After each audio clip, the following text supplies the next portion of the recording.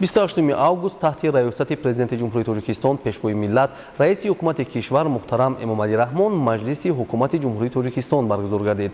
Дар маҷлис нахуст дар бораи барномаи рушди соҳаҳои таҳсилоти ибтидоӣ ва миёнаи касбии ҷумҳурии Тоҷикистон барои солҳои 2026-2030 раиси кумита оид ба таҳсилоти ибтидоӣ ва миёнаи касбӣ Фарҳод Раҳимӣ гузориш дод.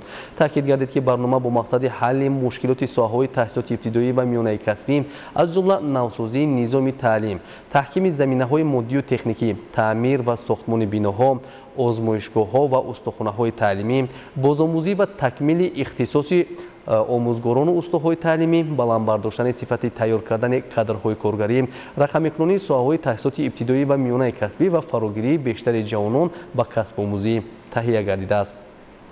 баъди баррасии барнома барои дар амал татбиқ кардани он қарори ҳукумати ҷумҳурии Тоҷикистон қабул шуд.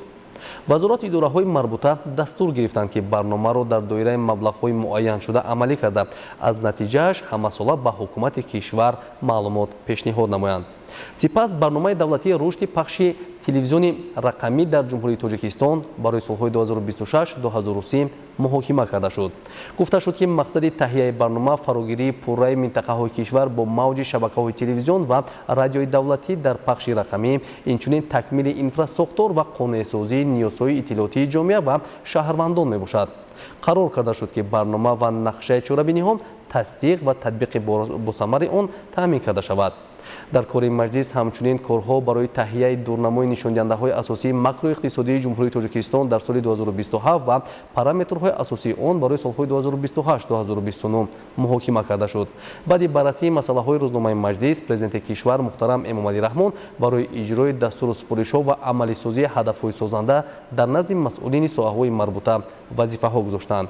дар фароварди маҷлис роҳбари давлат таваҷҷӯҳи роҳбарони сохторҳои давлатиро ба масоили омодагӣ ба тирамоҳу зимистони солҳои 2025-2026 ва корҳои ободонию созандагӣ, аз ҷумла вусъат бахшидани тадбирҳо баҳри сазовор истиқбол гирифтани ҷашни умумимиллӣ 35-солагии истиқлоли давлатӣ ҷалб намуда дар назди масъулин супоришҳои мушаххас гузоштанд.